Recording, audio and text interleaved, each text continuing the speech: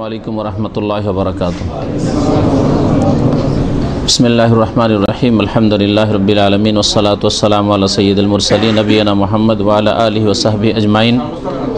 अम्मा बाद फ़क़द क़ालल मुअल्लिफ़ु रहिमहुल्लाहु तआला व अन अबी हुरैरा रज़ियल्लाहु अन्हु क़ाल क़ाल रसूलुल्लाहि सल्लल्लाहु अलैहि वसल्लम इज़ा तशह्हदा अहदुकुम फ़लियस्ताइज़ बिल्लाहि मिन अर्बअ यक़ूल अल्लाहुम्मा इन्नी अऊज़ु बिका मिन अज़ाबि जहन्नम वमिन अज़ाबिल क़ब्रि वमिन फ़ितनतिल महया वल ममात वमिन शर्रि फ़ितनतिल मसीहिद दज्जाल मुत्तफ़क़ुन अलैहि व फ़ी रिवायतिल लिमुस्लिम इज़ा फ़रग़ा अहदुकुम मिनत तशहुदिल अख़ीर।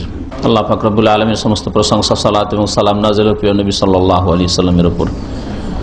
আজকে আমাদের হাদিসের যে আলোচ্য বিষয় তা হচ্ছে সালাত শেষে, নামাজের শেষে সালামের পূর্বে অথবা পরে যেসব দোয়া বা জিকির আজকার পাঠ করতে হবে, ওই দোয়া এবং জিকির আজকার সম্পর্কীয় হাদিসগুলি।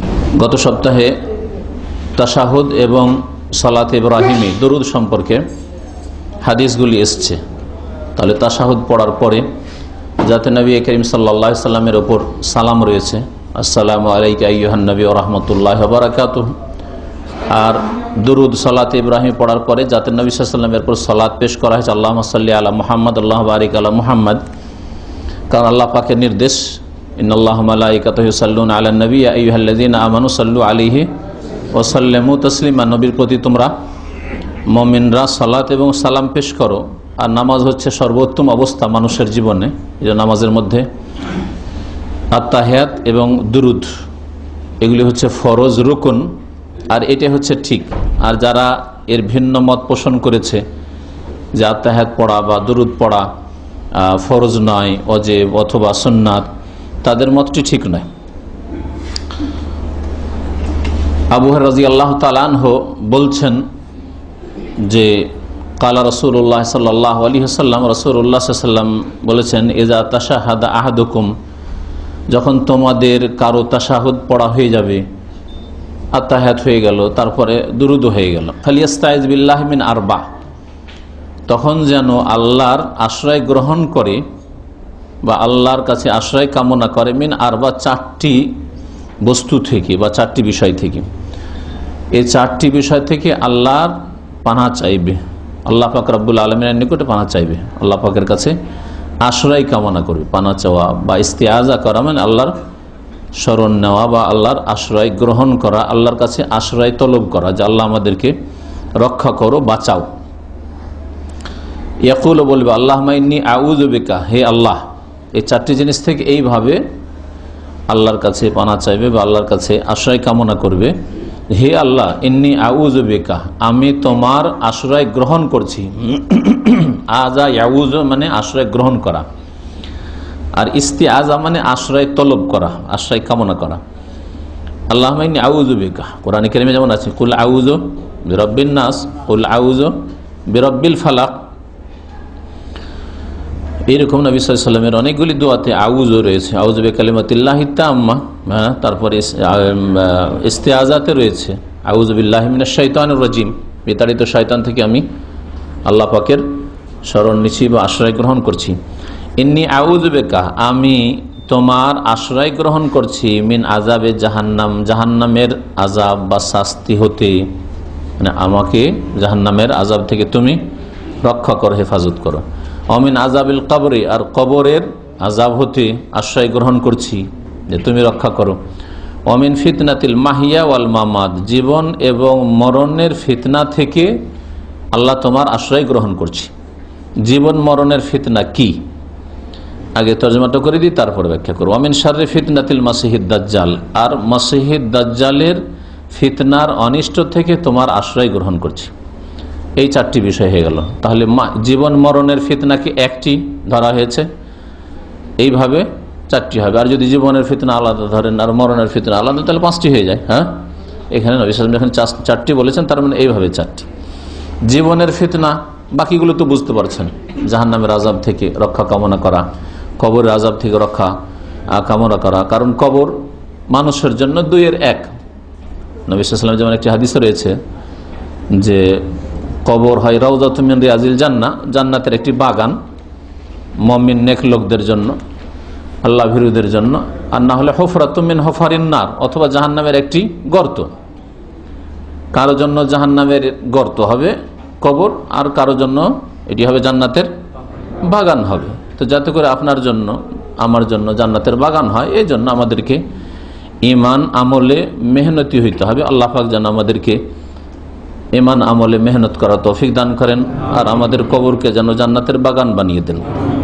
আমাদের মাতা পিতা, বাপ দাদা, নানা নানি, আত্মীয় স্বজন, মমিন মমেনাত যারা ইসলামের অবস্থায় দুনিয়া থেকে চলে গেছে, আল্লাহ পাক তাদের কবরকে যেন জান্নাতের বাগান বানিয়ে দেন।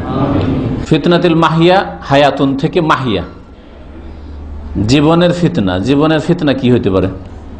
যতগুলি বিপদ আপদ আছে জীবনের, শারীরিক হোক, মানসিক হোক, পারিবারিক হোক, সামাজিক হোক, রাষ্ট্রীয় হোক, আর্থিক হোক।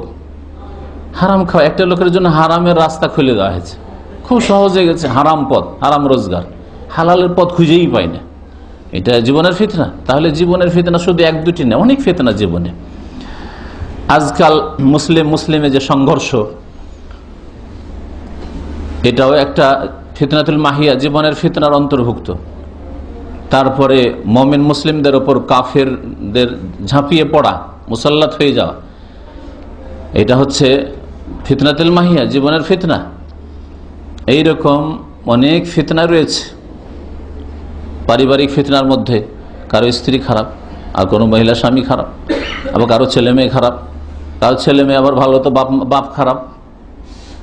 তো এসব হচ্ছে ফিতনাতুল মাহিয়ার অন্তর্ভুক্ত।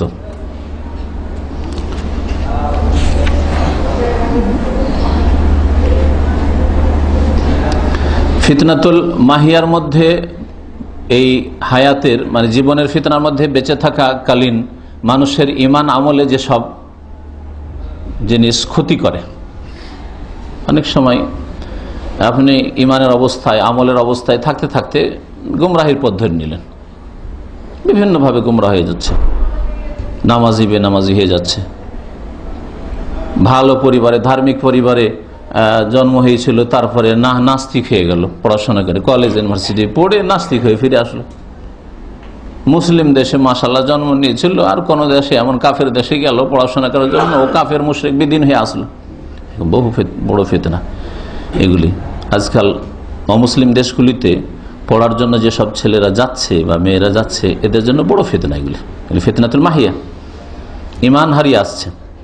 এরকমই অমুসলিম দেশে হিজরত করছে, আয়েশা আরামের ভোগবিলাসের জীবন একটু হবে, ভালো টাকা পয়সা হবে, এই আশা। এগুলি হচ্ছে জীবনের বড় ফিতনা, ঈমান আমলের জন্য ফিতনা। কারণ আসল জীবন হচ্ছে আখেরাতের জীবন, আখেরাতে খারাপ করে চলে আসে।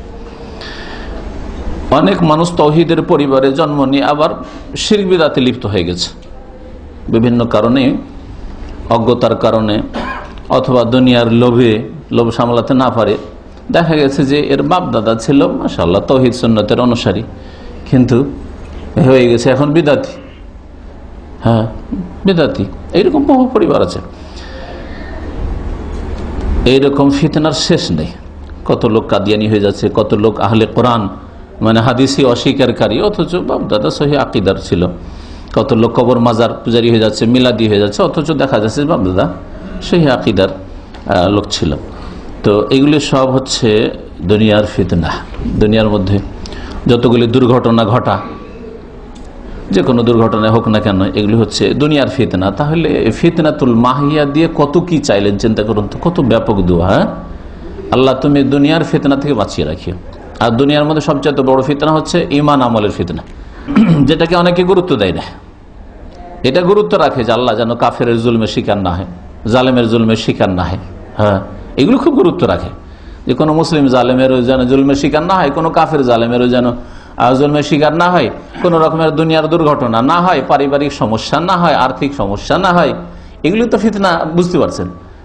কিন্তু ঈমানের ফিতনা, সুবহানাল্লাহ, ধার্মিক পরিবার, বাপ মা নামাজি, ছেলে একটাও নামাজি না, মা কত পর্দা নাসীন, আর মেয়েরা বেহায়া বেদিন। কেন? ওইদিকে এমনভাবে মানুষ করেছে যে সব অমানুষ পয়দা হয়েছে। তো এগুলি হচ্ছে দুনিয়ার ফিতনা। এই জন্য দুনিয়ার ক্ষেত্রে ছেলে মেয়েদেরকে ফিতনা বলা হয়েছে, ধন সম্পদকে ফিতনা বলা হয়েছে। কোরআনে কারীম আল্লাহ বলছেন ইন্নামা আমওয়ালুকুম আওলাদুকুম ফিতনা, তোমাদের ধন সম্পদ, মালধন আর আওলাদ, তোমাদের ছেলে মেয়েরা ফিতনা। অনেকে হারাম উপার্জনে লেগে গেছেন, হারাম খাচ্ছেন এই জন্য যে ছেলে মেয়েরা আছে, নিজের পেটের জন্য হয়তো হারাম খাওয়ার প্রয়োজন মনে করতেন না। কেন ছেলে মেয়ে কেমন মানুষ করব, পড়াইতে হবে, এত টাকার প্রয়োজন আমার, মাসে এত টাকা পাঠাইতে হয়, বেতন আমার যথেষ্ট হয় না, হ্যাঁ, তখন হারাম ব্যবসা, হারাম উপার্জন ইত্যাদি। ফিতনাতুল মামাত, মতের ফিতনা আবার কি? মানুষ মরে গেলে তো শেষ, আমল শেষ, তো আবার মতের ফিতনা কি? দেখি আপনাদের কত দূর দৌড় বিদ্যার। মতের ফিতনা আবার কি হইতে পারে? মতের সময় যাতে করে ভালো অবস্থায় মত হয়। ভালো অবস্থায় মত হচ্ছে যে নেক আমলে ছিল, নামাজি, দিনদার, শিরক বিদআতের উপর জীবনযাপন ছিল না, তাওহীদের উপর ছিল, সুন্নাতের উপর ছিল, ভালো অবস্থায় ছিল, মারা গেছে।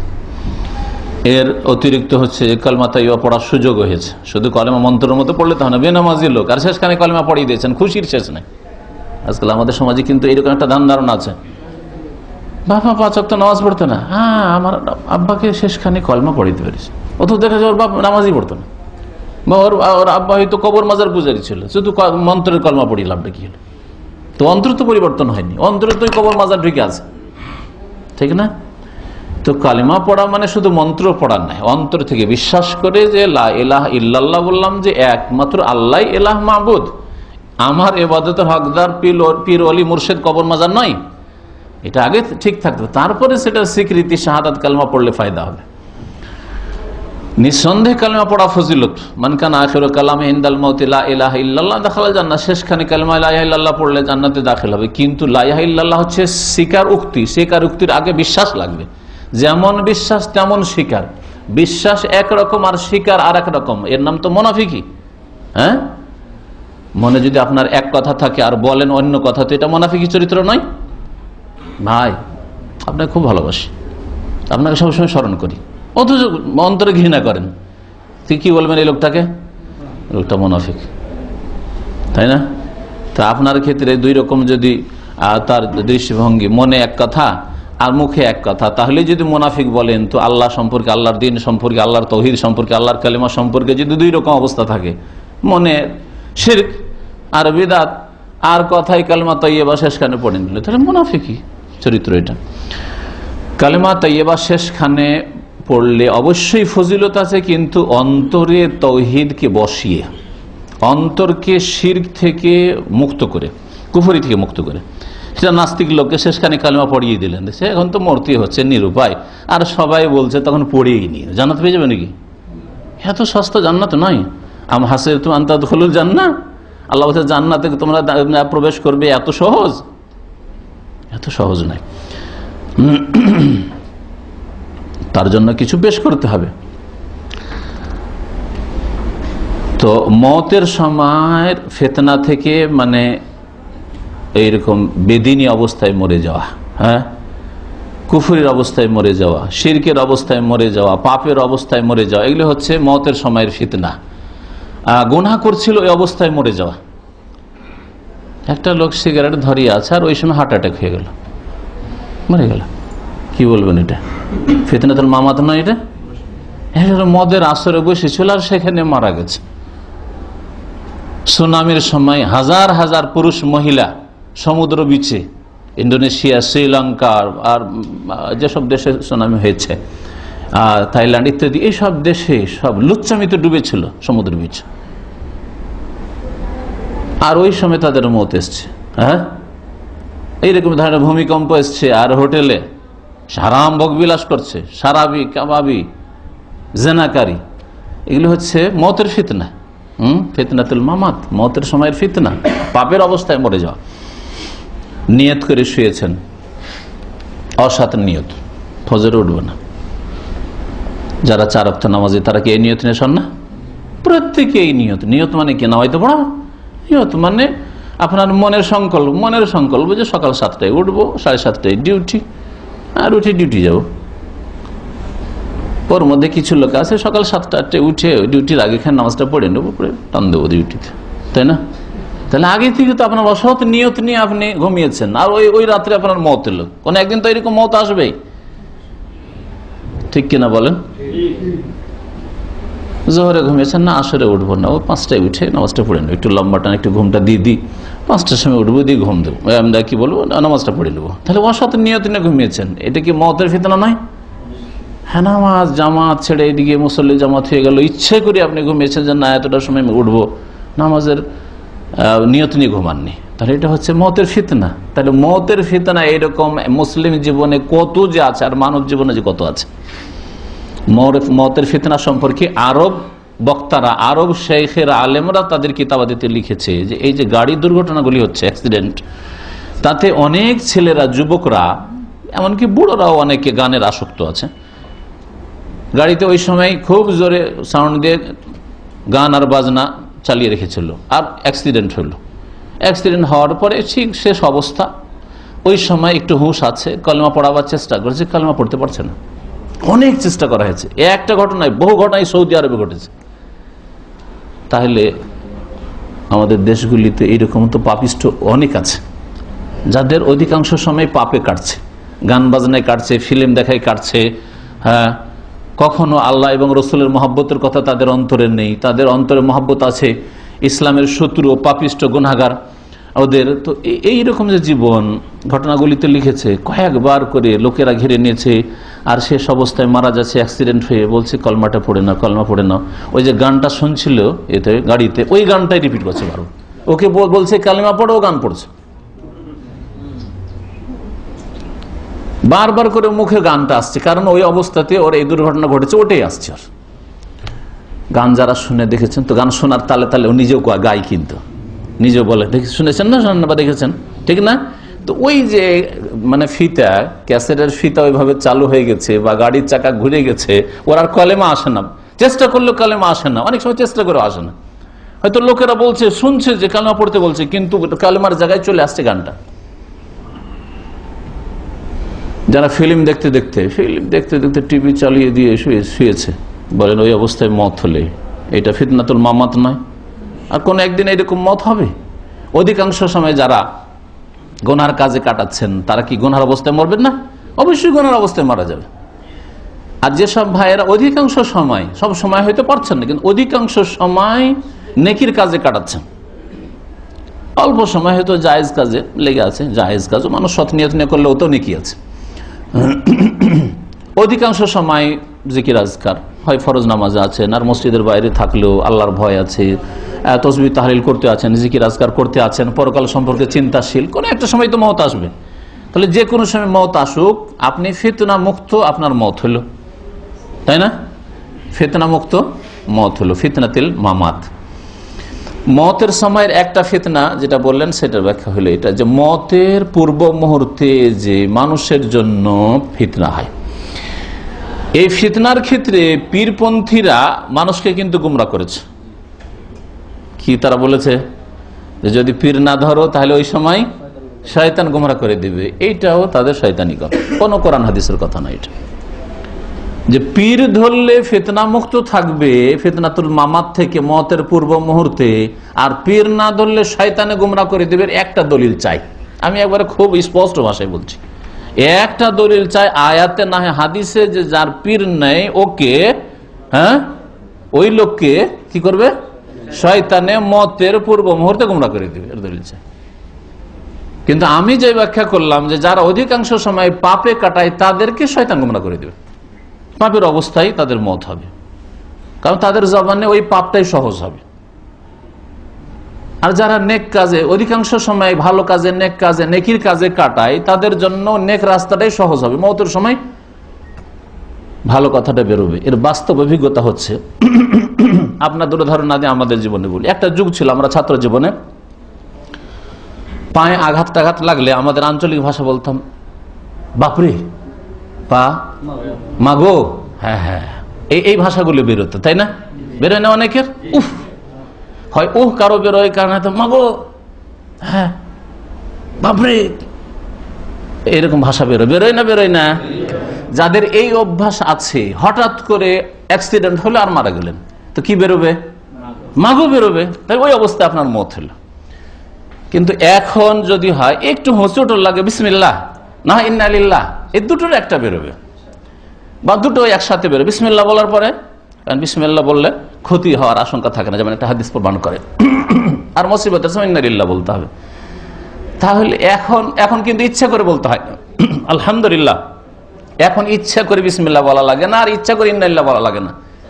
ফিতা এমনিতেই ঘুরে যায়। যেমনই এরকম অবস্থা হয় অটোমেটিক, যেমন সিস্টেম করা থাকে গাড়িতে, কি বলে ওইটা, একটা ব্যাগ বেরিয়ে আসে বল না, হ্যাঁ কি বলছে, এয়ার ব্যাগ। হ্যাঁ হ্যাঁ, তো ওই রকম সুবহানাল্লাহ যারা এইরকম ভালো অভ্যাস করে নিয়েছে, আপনার একটু হোঁচট লাগতে বা অ্যাক্সিডেন্ট হতে বিসমিল্লাহ বা ইন্না লিল্লাহ, আল্লাহর নাম আসলো,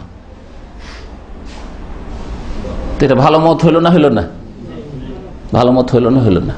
শ্বাসকষ্ট একটু শুরু হয়েছে, আপনি বুঝতে পারছেন এই অবস্থা যদি থেকে যায়, মনে হয় 2-1 মিনিটের মধ্যে আমি মরে যাবো। এটাও হয় অনেক সময়, হার্ট অ্যাটাক হলে বা এই ধরনের কিছু হলে, সুগার লো হয়ে যাচ্ছে বা কিছু একটা হচ্ছে শরীরের মধ্যে, যাতে বুঝতে পারছেন যে আমার দুনিয়াটা যেন সংকীর্ণ হয়ে আসছে।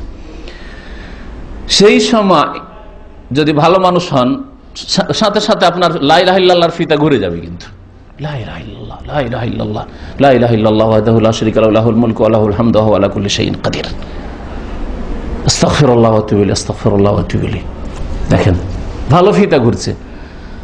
আর যদি দুনিয়াদার হয়, এইরকম দ্বীনি অবস্থা না থাকে, ইমানি অবস্থা না থাকে, তখন হাহাকার অবস্থা, হাই হাই করা শুরু করবে। করে করে কোথায় আসিস রে, কোথায় আসিস রে, ছেলেকে ডাকছে না, মেয়েকে ডাকছে না, স্ত্রীকে ডাকছে, হ্যাঁ হ্যাঁ তাড়াতাড়ি আয়, তাড়াতাড়ি আমাকে নিয়ে চল, আমাকে নিয়ে চল, হাসপাতালে নিয়ে চল, মরলাম আমি, গেলাম, আর বাঁচবো না আমি। দেখেন না সুবহানাল্লাহ, এই দুটো লোকের মাঝে কত পার্থক্য। তো ফিতনাতুল মামাত ওগুলি যে ভালো অবস্থায় না মত হওয়া, আর ফিতনাতুল মামাত মতের ফিতনার আরেকটি হচ্ছে মতের পরে ফিতনা। মতের পরে হচ্ছে কবরের জীবনে ফিতনা। কবরের জীবনে ফিতনা, ফিতনা মানে পরীক্ষা। ফিতনার শব্দের অর্থ একটি হচ্ছে ইমতিহান, পরীক্ষা। তো কবরে প্রত্যেক মানুষের পরীক্ষা হয়। মুনকার নাকির এসে জিজ্ঞেস করে, মান রাব্বুকা, তোমার রব কে, প্রতিপালক কে, সৃষ্টিকর্তা কে, মা দিনুকা, তোমার দিন কি ছিল, মান নবিয়ুকা বা মাহাজার রাসূল আল্লাযী বুইসা ফিকুম, ওই ব্যক্তি কে ছিলেন যিনি এসেছিলেন তোমাদের জন্য। তো এই অফিল কবরে ইনদা সওয়ালিল মালাকাইন, দুই ফেরেশতার জিজ্ঞাসার সময় যদি জবাব দিতে পারি, তাহলে ফিতনা মুক্ত হতে পারলো মতের ফিতনা থেকে। ফিতনাতুল মামাত, আপনি যদি এই দোয়া নামাজ, প্রত্যেক নামাজের শেষখানে করেন, তো আল্লাহ ফিতনা মুক্ত রাখবেন, আপনার দোয়া ইনশাআল্লাহ কবুল হবে। নবী করিম সাল্লাল্লাহু আলাইহি ওয়াসাল্লামের হাদিস রয়েছে, ইন্নাকুম তুফতানুনা ফি কুবুরিকুম, নিশ্চয় তোমাদেরকে তোমাদের কবরে ফিতনায় ফেলা হবে। কবরে ফিতনায় ফেলা হবে না, কবরে পরীক্ষা করা হবে, জিজ্ঞাসা করা হবে। ওই সময় যাতে করে দৃঢ় প্রতিজ্ঞ হয়ে জবাব দিতে পারি। জবাব দেওয়ার জন্য অলরেডি আগে থেকে আপনার নেকির ব্যালেন্স আছে, গুনাহ থেকে তওবা ইস্তেগফার আছে, সংশোধন আছে। এটা হচ্ছে আসলে কবরের জীবনে মতের ফিতনা থেকে বাঁচার উপায়। মতের ফিতনা থেকে বাঁচার উপায় এরকম নয় যে আপনার নেক আমল নেই, আপনি গুনাহ থেকে তওবা করেন না, আর এমনিতে আপনি ওখানে খুব সাহসী হয়ে যাবেন, বা কেউ আসবে, কোনো পীর মুর্শিদ ওলি আসবে আর আপনাকে সাহস দেবে যে জবাব দে। যেমন ছেলেকে ইন্টারভিউ দেওয়া হয়তো নিয়ে গেছেন, আর বলছে বলো ভয় কিসের, বলো। হ্যাঁ, তো এরকম হবে নাকি? না, সেখানে দুনিয়াতে যে আপনি নেক আমল করেছেন আর অসৎ কাজ থেকে বেঁচে থেকেছেন, আর ভুল হয়ে থাকলে তওবা করে সংশোধন করে ক্লিন হয়ে এসছেন নাপাকি, গুনার নাপাকি থেকে, গুনার বোঝা হালকা করে এসছেন, কবরে পৌঁছেছেন।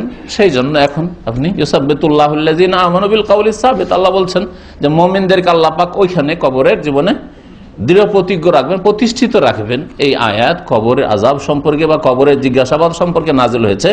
সাহাবায়ে কেরামরা বলতেন দাজ্জালের ফিতনা একটা যুগে হবে, আর সেই যুগ হয়তো কাছে আসছে, কারণ ছোট ছোট যতগুলি কিয়ামতের লক্ষণ প্রায়গুলি চলে এসছে। এখন তাহলে বড়গুলি বাকি আছে, আর বড়গুলি যখন শুরু হবে সব দ্রুত অল্প সময়ের মধ্যে এগুলি চলে আসবে। এই দোয়া পড়তে হবে নামাজের মধ্যে, তাই না? তাশাহুদ পড়লে যেন 4টি জিনিস থেকে পানা চাই। এটা কখন পড়বে? মুসলিমের একটি হাদিস, তো বুখারী মুসলিমের একটি বর্ণনায় আছে, ইজা ফারাগা আহাদুকুম মিনাত তাশাহুদিল আখির, যখন শেষ তাশাহুদ থেকে তোমাদের কেউ ফারেগ হবে, মানে শেষ তাশাহুদ যখন পড়া হবে, তাশাহুদ পড়া হইল, সালাত ইব্রাহিমি আল্লাহুম্মা সাল্লি আলা মুহাম্মদ আল্লাহু বারিক আলা মুহাম্মদ ইন্নাকা হামিদুম মাজিদ পড়া হলো, তখন পড়বেন। তাহলে সালামের আগে, তাই না? সালামের পূর্বে পড়তে হবে। এই চারটি জিনিস থেকে পানা চাওয়া সুন্নাত না ওয়াজিব, এই ব্যাপারে দ্বিমত আছে। অধিকাংশ আইম্মায়ে কেরামদের নিকট এটি সুন্নাত, তাহলে ছুটে গেলে সুন্নাত ছুটলো, ওয়াজিব ছুটলো না, গুনাহগার হইল না। কিন্তু জাহিরি মযহাবে দাউদ জাহিরি বা ইবনে হাজমের নিকট আর আল্লামা নাসির আলবানীর মতো মুহাদ্দিসদের মধ্যে তিনি বলছেন যে এটা ওয়াজিব। আল্লামা নাসির আলবানী যেটা রাসূলুল্লাহ সাল্লাল্লাহু আলাইহি ওয়াসাল্লামের সালাত কিতাবটি আছে তাতে বলেছেন যে এটা ওয়াজিব। সেই জন্য একজন কোরআন হাদিসের অনুসারী ব্যক্তি যথাসাধ্য এটা পড়ে নেবে, ছাড়বে না। টাইম পেলে, টাইম পাচ্ছেন আর ছাড়বেন না, এটা পড়বেন। এটা আগে পড়বেন, দুরূদ পড়ার পরে আল্লাহুম্মা ইন্নী আউযু মিন আযাবি জাহান্নাম ওয়া মিন আযাবিল কবরি এটা পড়ে নেবেন। কিন্তু আমাদের দেশের লোকের অবস্থা কিন্তু অন্যরকম, যেটা জানে সেটা সামনে আসছে। দেখেন 254 নম্বর হাদিস, ওয়ান আবি বকর সিদ্দিক রাদিয়াল্লাহু আনহু আন্নাহু ক্বালা লিরাসূলিল্লাহ সাল্লাল্লাহু আলাইহি ওয়াসাল্লাম আল্লিমনি দুআন আদউ বিহি ফি সালাতি ক্বালা কুল আল্লাহুম্মা ইন্নী যালামতু নাফসি যুলমান কাসীরা ওয়া লা ইয়াগফিরু যুনুবা ইল্লা আনত ফাগফির লি মাগফিরাতাম মিন ইনদিক ওয়ারহামনি ইন্নাকা আনতাল গাফুরুর রহিম। মুত্তাফাকুন আলাইহি। আবু বকর সিদ্দিক রাদিয়াল্লাহু তাআলা আনহু থেকে বর্ণিত, তিনি বলছেন যে তিনি একবার রাসূলুল্লাহ সাল্লাল্লাহু আলাইহি ওয়াসাল্লামকে বললেন, আল্লিমনি দুআন, হে আল্লাহ রসুল আমাকে একটি দোয়া শিখিয়ে দেন, আদউ বিহি ফি সালাতি, যেই দোয়াটি আমার সালাতের মধ্যে করব, আমার নামাজের মধ্যে করব। তিনি কি বলেছেন যে আমি তাশাহুদে করব? তাহলে এই হাদিসে তাশাহুদের পরে বা সালামের পূর্বখানে করতে হবে এমন কথা নামাজের মধ্যে বলা হয়েছে। কিন্তু এটার উপর আমল ওলামাদেরও আর সাধারণদেরও ওই সালামের পূর্বে। কেন? কারণ সালামের পূর্বে জায়গাটা হচ্ছে দোয়ার ক্ষেত্র বা স্থান, সেই জন্য। তবে ওখানেই যে খাস এর কোনো দলিল নেই। যদি কোনো মানুষ লম্বা সেজদা করে আর সেজদার মধ্যে দ্বিতীয় আর একটা ক্ষেত্র হচ্ছে নামাজের মধ্যে দোয়ার সেজদা, ফাজতাহিদু ফিদ দুআ, নবী বলেছেন দোয়াতে মেহনত করো তোমরা। এই হাদিস কিতাবের আগে পড়েছেন বা আলোচনা এসছে, ফাজতাহিদু ফিদ দুআ, সেজদার অবস্থায় তোমরা খুব মেহনত করো দোয়ায়। তাহলে সেজদাতে কেউ যদি সুবহান রাব্বিয়াল আলা, সুবহান রাব্বিয়াল আলা, সুবহান রাব্বিয়াল আলা পড়ে নিয়ে বা অন্য তসবিহগুলি পড়ে নিয়ে তারপরে দোয়া করে আল্লাহুম্মা ইন্নী যালামতু নাফসি, তাহলে কোনো দোষ নেই, বরং সুন্নতের উপর সে আমল করলো। এখানে বলা হয়েছে ফি সালাত আদু বিহি ফি সালাতি, আমার সালাতে আমি ওই দোয়াটি করব, দোয়াটি শিখিয়ে দেন, একটা দোয়া শিখিয়ে দেন। কালা, তখন রাসূলুল্লাহ বললেন কুল, তুমি বলো, মানে এইভাবে বলবে, আল্লাহুম্মা ইন্নী যালামতু নাফসি যুলমান কাসীরা, হে আল্লাহ আমি নিজের ওপর জুলম অত্যাচার করেছি, যুলমান কাসীরা খুব জুলম, অনেক বেশি জুলম করেছি। কিসের জুলম? পাপের জুলম। এখানে পাপের জুলম বলা হয়েছে। আবু বকর সিদ্দিক অনেক জুলম করেছেন, কিন্তু বান্দা যতই ইবাদত বন্দেগী করুক বান্দার ত্রুটি হইতে পারে, বান্দা ত্রুটিযুক্ত। এই জন্য প্রত্যেক বান্দাকে শেখানো হয়েছে যে তুমি এইভাবে দোয়া করো। আবু বকর সিদ্দিক সম্পর্কে কি আপনি এরকম ধারণা করতে পারেন যে একটা কাবিরা গুনাহ জীবনে করেছেন? কখনো না, ঠিক না? যে এই উম্মতের রাসূলুল্লাহ সাল্লাল্লাহু আলাইহি ওয়াসাল্লামের পরে সবচেয়ে শ্রেষ্ঠ ব্যক্তি, তাকেও এই দোয়া করতে বলছেন নবী করিম সাল্লাল্লাহু আলাইহি ওয়াসাল্লাম, যে বলো ইন্নী যালামতু নাফসি যুলমান কাসীরা, আমি খুব জুলুম করেছি। তিনি যদি এই দোয়া করে থাকেন তা আমাকে আপনাকে কেমন হওয়া উচিত?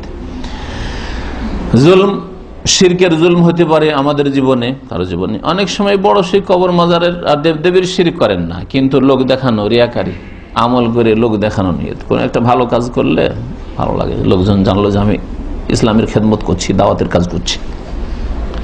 এগুলি আমাদের দিনী ভাইদের মধ্যে এই শয়তান এই রাস্তা দিয়ে ঢুকতে পারে। হয়তো আপনার মধ্যে রিয়াকারী নামাজের মধ্যে আসবে না, নামাজের মধ্যে হয়তো আসবে না, কিন্তু দাওয়াতের কাজ করছি, দেখেন আমি কত কাজ করছি, মাশাআল্লাহ আমি এই করলাম সেই করলাম, আপনি কি করেছেন? রিয়াকারী চলে আসে, শয়তানের একটা রাস্তা। সব সময় সজাগ থাকতে হবে যে বড় শিরক তো নাই, কিন্তু ছোট শিরক আমার মধ্যে ঢুকতে পারে। এই ক্ষেত্রে শিরক নাই, কিন্তু আরেক ক্ষেত্রে ঢুকতে পারে। দান করার ক্ষেত্রে শিরকি নিয়ে ঢুকতে পারে, যে আমি এত টাকা দিয়েছি, তারপর লোকজন, এত লোক আমাকে জানে যে আমি এরকম দান খায়রাত করি, দেখ গেল শিরক ঢুকে পড়লো। শিরকের জুলম হতে পারে, অথবা মানুষের উপর জুলম হতে পারে। অনেক সময় অনেক মানুষ আছে নামাজি, রোজাদার, মাশাআল্লাহ, কিন্তু স্ত্রীর উপর জুলম করে, ছেলে মেয়েদের উপর জুলম করে, বাপ মায়ের ক্ষেত্রে জুলম করে, ভাইদের ক্ষেত্রে জুলম করে। তো মানুষ মানুষের উপর জুলম হতে পারে, অমুসলিমের উপরে জুলুম করে ইসলামে, অমুসলিমের জুলুম জায়েজ নাই, পশু পাখির উপরে জুলুম জায়েজ নাই।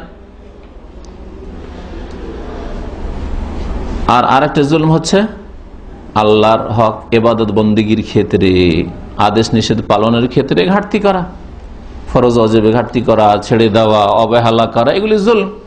হ্যাঁ, জামাতে আপনি নামাজ পড়লেন না, জুলুম করলেন আপনি। এই জুলুমটাকে তো জুলুমই মনে করেন না। মানুষ জুলুম করলে জুলুম মনে করে, তাই না? কিন্তু আপনি আপনার ইবাদত বন্দেগীতে ঘাটতি করছেন, জুলুম করলেন। ডিউটিতে আপনি অবহেলা করছেন, জুলুম করলেন। আল্লাহ পাক যেন আমাদের মাফ করেন। আল্লাহুম্মা ইন্নী যালামতু নাফসি যুলমান কাসীরা, আল্লাহ আমি নিজের উপর খুব জুলুম করেছি, জুলমান কাসীরা, অনেক জুলুম করেছি। ওয়ালা ইয়াগফিরু যুনুবা ইল্লা আনতা, আর গুনাহ সমূহকে তোমার ছাড়া কেউ মাফ করতে পারে না। ফাগফিরলি, সুতরাং তুমি আমাকে মাফ করে দাও। মাগফিরাতাম মিন ইনদিকা, তোমার পক্ষ থেকে মার্জনা চাই, আর কারো কাছে আশা রাখি না, তোমার ছাড়া কেউ মাফ করতে পারে না, সুতরাং তুমি তোমার তরফ থেকে আমাকে মাফ করে দাও, মার্জনা করে দাও। ওয়ারহামনি, এবং আমার উপর দয়া করো। মাফ হয়ে গেল, এখন ক্লিন হইলেন। তারপরে দয়ার রহমতের প্রয়োজন, রহমত ছাড়া জান্নাত পাবেন না, শুধু মাফ হয়ে গেছে তাহলে ক্লিন আছে, কিছু নেই যে ব্যালেন্স লাগবে, রহমত আল্লাহ পাকের। ওয়ারহামনি ইন্নাকা আনতাল গাফুরুর রহিম, হে আল্লাহ তুমি তো গাফুর, অতি মার্জনাকারী, রাহিম বড় দয়াবান। মুত্তাফাকুন আলাইহি, বুখারী মুসলিমের হাদিস। তো এই দোয়াও পড়বেন সালাম ফিরার পূর্বখানে, তাশাহুদ এবং দরুদ শেষ করার পরে। তাহলে এখানে দোয়া পড়ার ক্ষেত্রে চারটি জিনিস থেকে পানা চেয়ে নেন আগে, আল্লাহুম্মা ইন্নী আউযু বিকা মিন আযাবিল কবর ওয়া মিন আযাবি জাহান্নাম, আগে পরে কোনো সমস্যা নাই, কারণ ওইভাবেও হাদিস রয়েছে। আর তারপরে এটা পড়েন। এছাড়াও বেশ কিছু দোয়া এই জায়গায় পড়ার প্রমাণ হাদিসে রয়েছে। যেমন একটি দোয়া রয়েছে মুসান্নাফ ইবনে আবি শাইবাতে, যে নবী করিম সাল্লাল্লাহু আলাইহি সাল্লাম পড়তেন বা পড়তে বলতেন, রব্বানা আতিনা ফিদ দুনিয়া হাসানা ওয়া ফিল আখিরাতি হাসানা ওয়া কিনা আযাবান্নার। পড়েন কেউ না? পড়েন না? এটা সালামের আগেখানে, সালামের আগেখানে সময় পেলে এটা পড়বেন। আব্দুল্লাহ ইবনে মাসউদ থেকে মওকুফ বর্ণিত রয়েছে এটা সহি। অমিন, আর একটি দোয়া হচ্ছে যেটা আবু দাউদে রয়েছে, আল্লাহুম্মা গফিরলি মা কাদ্দামতু ওয়া মা আখারতু ওয়া মা আসরারতু ওয়া মা আ'লানতু ওয়া মা আনতা আ'লামু মিন্নী ওয়া আনতাল মুকাদ্দিম ওয়া আনতাল মুআখির ওয়া আনতা আলা কুল্লি শাইইন কাদির ওয়া লা ইলাহা ইল্লা আনতা।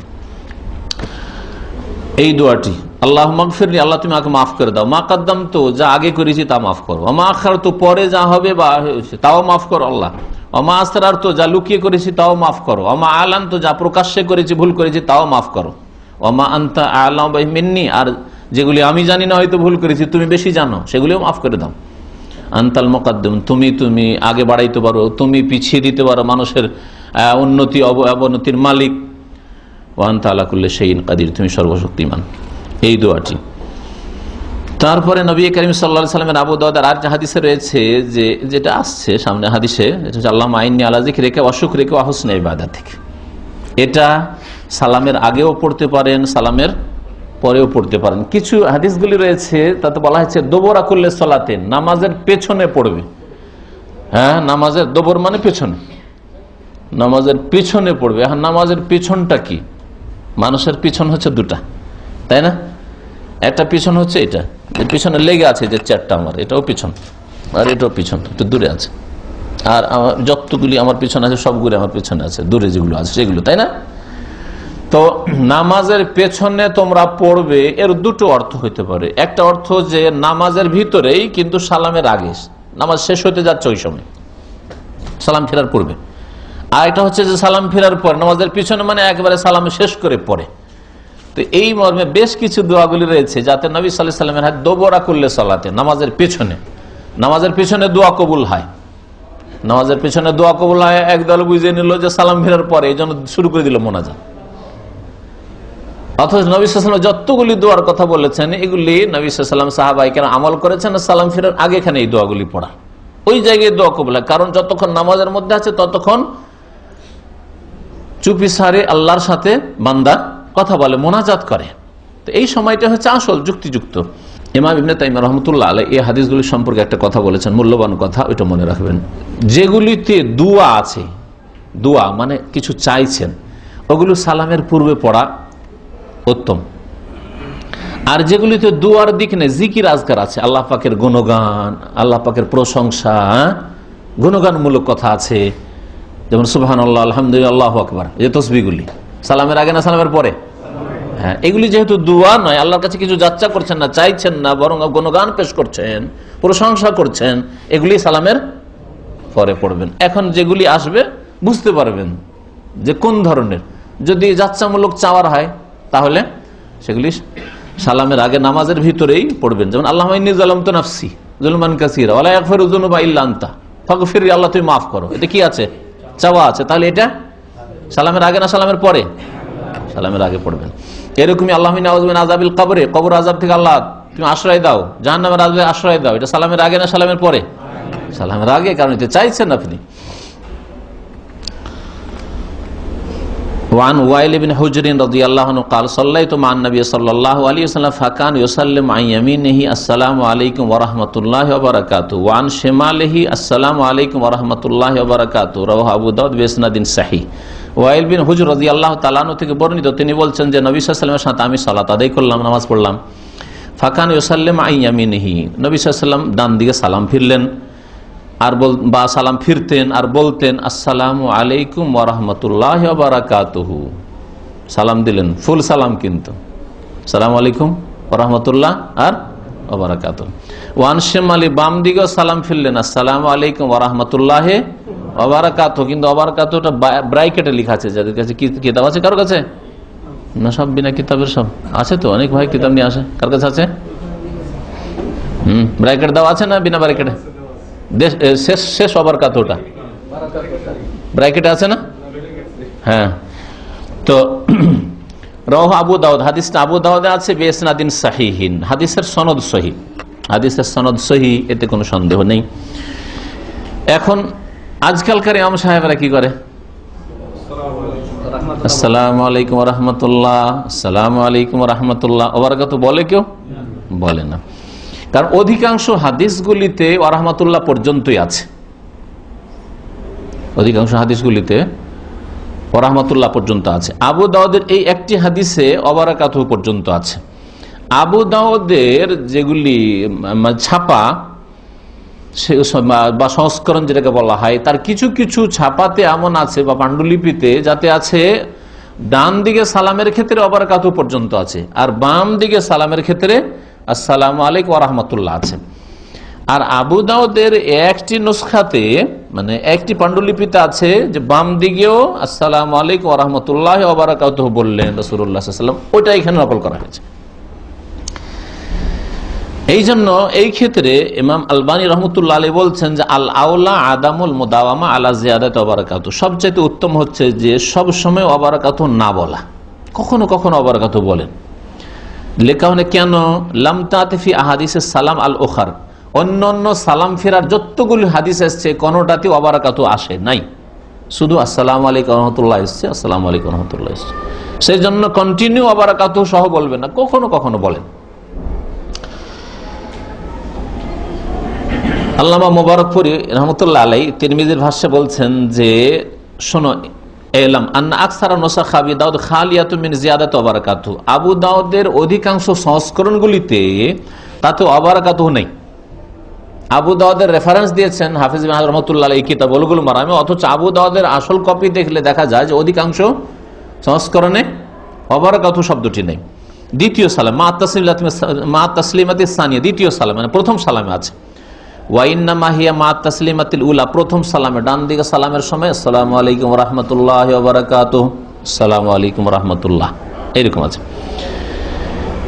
এই কারণে হাত্তা তাওয়াহামাল বাদ আন্নাল হাফিজ ইবনে হাজার ওয়াহিমা ফি নাকলি হাযিহি জিয়াদা মা তাসলিমাতিস সানিয়া, এই কারণে অনেকে বলেছেন যে হাফিজ ইবনে হাজার রহমাতুল্লাহ আলাইহি এত বড় মুহাদ্দিস হওয়া সত্ত্বেও তার এখানে ভ্রম হয়ে গেছে।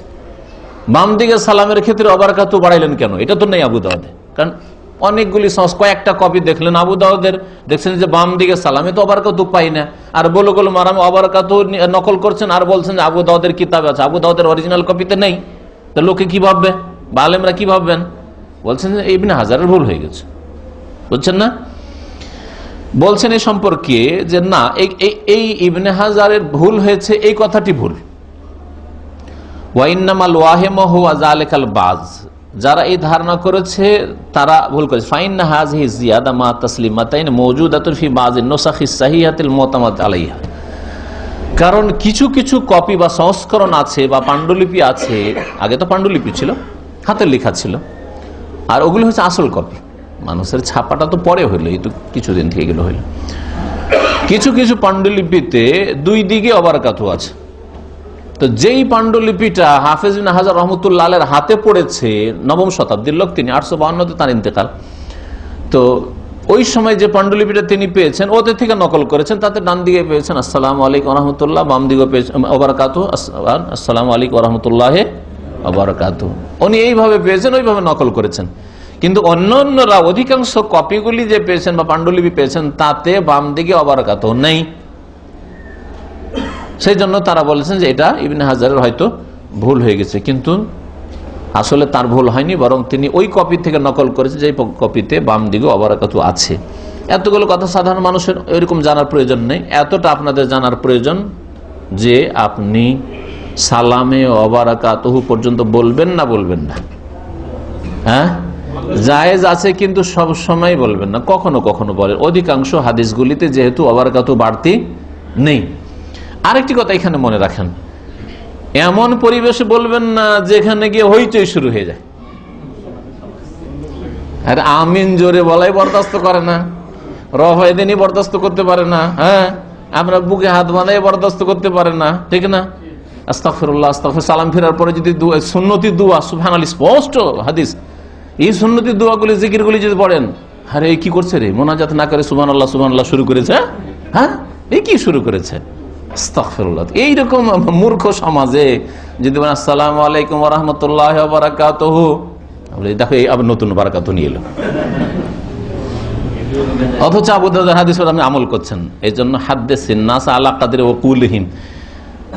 আলী রাদিয়াল্লাহু তাআলা আনহু চতুর্থ খলিফা, তিনি বলছেন মানুষের সাথে কথা বলো, যতটা বুঝে অতটা বলো, যতটা তাদের বিবেকে গ্রহণ করে ততটা বলো, তার বেশি বলিও না। এমন আমল করলে যেটা ওর গ্রহণ করতে চায় না, মানে বিবেকে ধরে না, এটা কেমন করে হয়? এটা তো কোনোদিন শুনিনি। তো ধীরে ধীরে ধীরে মানুষকে বুঝান, জানুক যে অবারাকাতু আসলে সালামে আছে, তারপরে একদিন করেন। আর আগে জানালে প্রথম দিন গেলেন বলছে একটা হাদিসের উপর আমল করবো, আবু দাউদের হাদিসের উপর আমল করবো, আমার গ্রামে নামাজ পড়াইতে দিয়েছে, সুযোগ পেয়েছে, আমল করে তাকেই দিই। হ্যাঁ, না, এরকম অনেকগুলি ক্ষেত্রে আছে। জানাজার 4 তকবীর ছাড়া 5 তকবীর 6 তকবীর আছে। এখন দেশে গিয়ে যদি 5 তকবীর দেন তো সুবহানাল্লাহ সুবহানাল্লাহ শুরু হয়ে যাবে। হ্যাঁ, আবার আমাদের দেশে সুবহানাল্লাহ বলবে না, কি বলবে? আল্লাহ আকবার তকবীর দেওয়া শুরু করবে। অথচ সুবহানাল্লাহ দিয়ে সতর্ক করতে হয় ভুল হইলে, কিন্তু এখানেও ভুল। আর অধিকাংশ হাদিসগুলিতে আবু দাউদের যেহেতু ডান দিকে শুধু ওবারাকাতু আছে, যেন ডান দিকে ওবারাকাতু বলা হয়, ভালো বাম দিকে বলিয়েন না। কোন কোন কপিতে আছে, হতে পারে যে ওইটা আসলে নবী সাল্লাল্লাহু আলাইহি ওয়াসাল্লাম আমল নয়, যে লিখেছে কপি করেছে পাণ্ডুলিপিতে, আর সে হতে পেরেছে, এটা সম্ভাবনা আছে, যার ফলে নিশ্চিত না যে ওইটা আসলে বাম দিকে ওবারাকাতু নবী সাল্লাল্লাহু আলাইহি ওয়াসাল্লাম বলেছেন। কিন্তু যখন আছে নির্ভরযোগ্য কপিতে বলছেন, তো আমল করলে করা যেতে পারে। কিন্তু অধিকাংশ হাদিসগুলির উপর আমল করবেন, সেটা হচ্ছে আসসালামু আলাইকুম ওয়া রাহমাতুল্লাহ, আসসালামু আলাইকুম ওয়া রাহমাতুল্লাহ। ওয়ানিল মুগীরাহ বিন শুবাতা রাদিয়াল্লাহু আনহু আন্না নবী সাল্লাল্লাহু আলাইহি ওয়াসাল্লাম কানা ইয়াকুলু ফি দুবুরি কুল্লি সালাতিন মাকতুবা লা ইলাহা ইল্লাল্লাহু ওয়াহদাহু লা শারীকা লাহু লাহুল মুলকু ওয়া লাহুল হামদু ওয়া হুয়া আলা কুল্লি শাইইন কাদির আল্লাহুম্মা লা মানি'a লিমা আতাইতা ওয়া লা মু'তি'a লিমা মানা'তা ওয়া লা ইয়ানফা'ু যাল জাদ্দি মিনকাল জাদ্দু, মুত্তাফাকুন আলাইহি। মুগীরা বিন শুবা রাদিয়াল্লাহু তাআলা থেকে বর্ণিত, বলছেন যে নবী সাল্লাল্লাহু আলাইহি ওয়াসাল্লাম প্রত্যেক ফরজ নামাজের পেছনে বলতেন, ফরজ নামাজের পেছনে কি বলতেন? লা ইলাহা ইল্লাল্লাহু ওয়াহদাহু লা শারীকা লাহু লাহুল মুলকু ওয়া লাহুল হামদু ওয়া হুয়া আলা কুল্লি শাইইন কাদির। আর তারপরে আল্লাহুম্মা লা মানি'a লিমা আতাইতা ওয়া লা মু'তি'a লিমা মানা'তা ওয়া লা ইয়ানফা'ু যাল জাদ্দি মিনকাল জাদ্দু। এইটা ফরজ নামাজের পরে, সালাম ফেরার পরে না সালাম ফেরার আগে? পরে, কারণ এতে আল্লাহ পাকের গুণগান তাওহীদ আছে, এজন্য এটা সালাম ফেরার পরে বলবেন। মুত্তাফাকুন আলাইহি, বুখারী মুসলিমের হাদিস। ওয়ান সাদ ইবনে আবি ওয়াক্কাস রাদিয়াল্লাহু আনহু قال ان رسول الله صلى الله عليه وسلم كان يتعوذ بهن دبر كل صلاه اللهم اني اعوذ بك من البخل واعوذ بك من الجبن واعوذ بك من ان ارد الى ارذل العمر واعوذ بك من فتنه الدنيا واعوذ بك من عذاب القبر رواه البخاري। বুখারীতে আর একটি দোয়া আছে, সাদ বিন আবি ওয়াক্কাস রাদিয়াল্লাহু তাআলা আনহু, যে 10 জন সুসংবাদ প্রাপ্ত সাহাবী আশরে মুবাশশারা, তাদের একজন তিনি বর্ণনা করছেন যে রাসূলুল্লাহ সাল্লাল্লাহু আলাইহি ওয়াসাল্লাম কি করতেন? কানা ইয়াতাআওয়াযু বিহিন্না, এই দোয়া দিয়ে আশ্রয় গ্রহণ করতেন দুবরা কুল্লি সালাতিন, প্রত্যেক নামাজের পেছনে। কি আল্লাহুম্মা ইন্নী আউযু বিকা মিনাল বুখলি, হে আল্লাহ তোমার আমি আশ্রয় চাইছি বা আশ্রয় গ্রহণ করছি বুখল থেকে, বুখল মানে কৃপণতা থেকে, বখিলি থেকে। ওয়া আউযু বিকা মিনাল জুবনে, আর আমি তোমার আশ্রয় গ্রহণ করছি হ্যাঁ জুবন কাপুরুষতা থেকে। জুবন মানে হচ্ছে কাপুরুষ হওয়া, জি, দুর্বল মনের হওয়া, হিম্মত হারা, কোনো হিম্মত নাই, কোনো সাহস নাই, একটুতে একেবারে বকরির মতো চমকে ওঠেন। এই জন্য উর্দু ভাষায় জুবনের অর্থ করা হয় বুজদিল। বুজ মানে আসলে ফার্সি দিয়ে তর্জমা করেছে। বুজ মানে হচ্ছে বকরি, ছাগল, আর দিল মানে হচ্ছে অন্তর। তো যেই মানুষের হৃদয় হচ্ছে বকরির অন্তরের মতো, এইরকম করে লাফিয়ে উঠবে বকরি, দেখেন একটু যদি কোনো একটু আওয়াজ শোনে, আশেপাশে একটা আওয়াজ হয়েছে, লাফিয়ে উঠবে, চমকে উঠবে। তো এইরকম না যে একটু কিছু ধমক দিয়েছে, আই তৌহিদ তৌহিদ করেছে, সুন্নাত সুন্নাত, এই ইসলামিক বই কেন নিচ্ছ তুমি, হ্যাঁ তোমার কাছে কেন ইসলামিক সিডি, আরে না না আর জীবন নেওয়া যাবে না। সৌদি আরব থেকে যখন যাবে রুমে ফেলে দিয়ে চলে গেলেন। অনেক ছেলেরা এরকম করেছে, হ্যাঁ ফেলে দিয়ে চলে গেছে। এটাও বড় দুনিয়ার ফিতনা যে এখানকার দিন এখানে থাকলেও ঝামেলা নিব না। অথচ আলহামদুলিল্লাহ এখান থেকে কোনো ভাই গিয়েছেন ক্যাসেট নিয়ে, সিডি নিয়ে অথবা কিতাব নিয়ে, আর এইরকমের ফিতনায় পড়েছে, কষ্টে পড়েছে, এরকম হয়নি আলহামদুলিল্লাহ। কিন্তু এই দুর্বল লোকদের বুঝদেলি, হ্যাঁ বকরির অন্তর, কথা বলছেন, কাপুরুষতা, আল্লাহর শত্রুরাকে ভয় করে, আর মনে করে যে কি জানি কি হয় না হয়, এমনকি দাড়ি নিয়ে যেতে রাজি না, দাড়ি নিয়ে যেতে রাজি না। না আলহামদুলিল্লাহ দেশের কোটি কোটি লোক দাড়িওয়ালা আছে, শুধু লাখ লাখ না, কোটি কোটি লোক দাড়িওয়ালা লোক আছে। হ্যাঁ তো আপনি আল্লাহকে ভয় করেন, মানুষকে ভয় করেন না, তাহলে আল্লাহ পাক রব্বুল আলামিন আপনার রক্ষার ব্যবস্থা করবেন। ওয়া আউযু বিকা মিন আন উরাদ্দা ইলা আরজালিল উমর, আর হে আল্লাহ তোমার আশ্রয় গ্রহণ করছি এই বিষয় থেকে যে যেন আমাকে ফিরিয়ে না দেওয়া হয়, হ্যাঁ আরজালুল উমর বয়সের কি বলবেন, হ্যাঁ বার্ধক্য, বার্ধক্য তো এমনি 60-70 বছরও বার্ধক্য, বার্ধক্য না, বার্ধক্য থেকে পানা চাওয়া হয়নি, হ্যাঁ বার্ধক্যের এটা হচ্ছে আরজাল, যেটা কি ভাষা দিয়ে ব্যক্ত করলে সুন্দর হবে, জি রাজিল মানে হচ্ছে একেবারে অসহায় হয়ে যাবে, বা রাজিল বলা হয় একেবারে যেটা রদ্দি জিনিস, যেটা রাদি মানে যেটা হ্যাঁ খারাপ বার্ধক্য বলে দিতে পারেন ভাব অর্থে, এমন হ্যাঁ বার্ধক্যের কষ্ট থেকে, আসলে আরজাল মানে কষ্ট নাই, এমন বার্ধক্য যাতে পরনির্ভরশীল হয়ে যায়, যাতে অসহায় হয়ে যায়, বিছানায় পড়ে থাকতে হয়, বোবা হয়ে যায়, নড়তে পারছেন না, পেশাব পায়খানা বিছানায়, এইরকম অবস্থাকে আরজাল ওমর বলা হয়েছে। এটা হচ্ছে ওর ভাব অর্থ। আরজাল শব্দের অর্থ হচ্ছে একেবারে নিকৃষ্ট, তো বয়সের নিকৃষ্টতা থেকে, মানে এমন আয়ুতে পৌঁছে দিও না যখন আমি মানুষের কাছে একবারে নিকৃষ্ট হয়ে যায়, অসহায় হয়ে যায়, এইরকম না হয় যাতে। ও আউযু বিকা মিন ফিতনাতিদ দুনিয়া, আর দুনিয়ার ফিতনা থেকে তোমার আশ্রয় গ্রহণ করছি, যেমন জীবনের ফিতনা ওইটা হচ্ছে দুনিয়ার ফিতনা। ও আউযু বিকা মিন আযাবিল কবর, আর কবরের আযাব থেকে তোমার আশ্রয় গ্রহণ করছি। রাওয়াহুল বুখারী, হাদিসটা সহিহ বুখারীতে রয়েছে। হ্যাঁ এটা দোয়া, সুতরাং হ্যাঁ এইটাকে সালাম ফেরার আগে পড়াই হচ্ছে উত্তম, সালাম ফেরার আগে পড়াই হচ্ছে উত্তম। ওয়ান সাওবান রাদিয়াল্লাহু আনহু قال كان رسول الله صلى الله عليه وسلم اذا انصرف من صلاته استغفر الله ثلاثا وقال اللهم انت السلام ومنك السلام تباركت يا ذا الجلال والاكرام। রাওয়াহু মুসলিম। সাওবান রাদিয়াল্লাহু তাআলা সাহাবী থেকে বর্ণিত, তিনি বলছেন যে রাসূলুল্লাহ সাল্লাল্লাহু আলাইহি ওয়াসাল্লাম যখন নামাজ থেকে ফিরে যেতেন, এটাই স্পষ্ট যে সালাম ফেরার পরে, তাহলে এটা হ্যাঁ নামাজ থেকে যখন ফিরে যেতেন, এর দ্বারা বোঝা গেল যে নবী সাল্লাল্লাহু আলাইহি ওয়াসাল্লাম সালাম ফেরার পরে মুসল্লিদের দিকে ফিরে বসতেন। ইস্তাগফার আল্লাহ সালাসান, 3 বার করে আল্লাহর কাছে ইস্তিগফার করতেন। এখানে ইনসারাফা ইস্তিগফারটা কিবলামুখী হয়েই করতেন। অন্য হাদিসে এর একটু বিস্তারিত আলোচনা এসছে যে আস্তাগফিরুল্লাহ আস্তাগফিরুল্লাহ আস্তাগফিরুল্লাহ 3 বার, আল্লাহুম্মা আনতা সামিনকা সালাম তাবারাকতা ইয়া যাল জালালি ওয়াল ইকরাম, এই পর্যন্ত পড়ে নেওয়ার পরে রাসূলুল্লাহ সাল্লাল্লাহু আলাইহি ওয়াসাল্লাম তখন মুখ ফিরাতেন। তাহলে এখানে ইনসারাফা মানে সালাম, আসসালামু আলাইকুম রাহমাতুল্লাহ, আসসালামু আলাইকুম রাহমাতুল্লাহ, এটাকে ইনসারাফা বলা হয়েছে। নামাজ থেকে ফিরতেন মানে নামাজের সালাম ফিরতেন। নামাজের সালাম ফেরার পরে 3 বার আস্তাগফিরুল্লাহ পড়তেন। আল্লাহ তোমার কাছে মার্জনা কামনা করি, আল্লাহ তোমার কাছে ক্ষমা প্রার্থনা করি, আল্লাহ তোমার কাছে মাপ চাই। ওয়াকাল, আর তারপরে বলতেন আল্লাহুম্মা আনতাস সালাম, আল্লাহ তুমি আসসালাম, তুমি শান্তির মালিক। ওয়া মিনকাস সালাম, শান্তি তোমার পক্ষ থেকে হয়ে থাকে। তাবারাকতা, তুমি বরকতময়, ইয়া যাল জালাল ওয়াল ইকরাম, মহিমাময় আর মর্যাদার মহান মর্যাদার অধিকারী। রাওয়াহু মুসলিম। এটা পড়বেন কখন? সালামের পরে পরে। সালামের পরে পরে ইস্তেগফার দিয়ে শুরু করতে হবে। তরতিবের ক্ষেত্রে উলামারা এই বিষয়টাকে উল্লেখ করেছেন যে আপনার তরতিবটা কেমন হওয়া উচিত। এই ক্ষেত্রে ফরজ নামাজের পরে 3 বার ইস্তেগফার, তারপরে এই দোয়াটি আল্লাহুম্মা আনতাস সালাম ওয়া মিনকাস সালাম তাবারাকতা ইয়া যাল জালাল ওয়াল ইকরাম, আর তারপরে লা ইলাহা ইল্লাল্লাহু ওয়াহদাহু লা শারীকা লাহু লাহুল মুলকু ওয়া লাহুল হামদু ওয়া হুয়া আলা কুল্লি শাইইন কাদির একবার। তবে মাগরিব আর ফজর যদি হয় তাহলে 10 বার, আশার মারা 10 বার করে। তারপরে সুবহানাল্লাহ, আলহামদুলিল্লাহ, আল্লাহু আকবার 33 বার করে, 99 হলো। আর 100 পুরা করবেন লা ইলাহা ইল্লাল্লাহু ওয়াহদাহু লা শারীকা লাহু লাহুল মুলকু ওয়া লাহুল হামদু ওয়া হুয়া আলা কুল্লি শাইইন কাদির দিয়ে। সুম্মা ইয়াকরা আয়াতুল কুরসি, তারপর আয়াতুল কুরসি পড়বেন, সূরা ইখলাস পড়বেন, সূরা ফালাক, নাস পড়বেন। মাগরিবে আর ফজরে 3 বার করে। আর আরেকটা দোয়া রয়েছে আল্লাহুম্মা আজিরনি মিনান নার 7 বার করে। জি, এই যে মাগরিব আর ফজরে।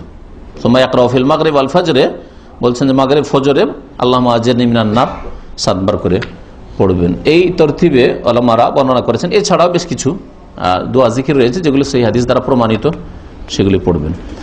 এখন তারপরের হাদিস হচ্ছে তাসবিহ সম্পর্কে। ওয়ান আবি হুরায়রা রাদিয়াল্লাহু আনহু আন রাসূলিল্লাহ সাল্লাল্লাহু আলাইহি ওয়াসাল্লাম قال من سبح الله دبر كل صلاة 33 وحمد الله 33 وكبر الله 33 فتلك 99 وقال تمام المئة لا إله إلا الله وحده لا شريك له له الملك وله الحمد وهو على كل شيء قدير غفرت خطاياه ولو كانت مثل زبد البحر رواه مسلم وفي رواية أخرى أن التكبير 34। আবু হুরায়রা রাদিয়াল্লাহু তাআলা আনহু থেকে বর্ণিত, রাসূলুল্লাহ সাল্লাল্লাহু আলাইহি ওয়াসাল্লাম বলেছেন মান সাব্বাহাল্লাহ দুবরা কুল্লি সালাতিন, যেই ব্যক্তি আল্লাহর তাসবিহ পবিত্রতা ঘোষণা করবে, তাসবিহ পাঠ করবে প্রত্যেক নামাজের পরে, মানে ফরজ নামাজের পরে।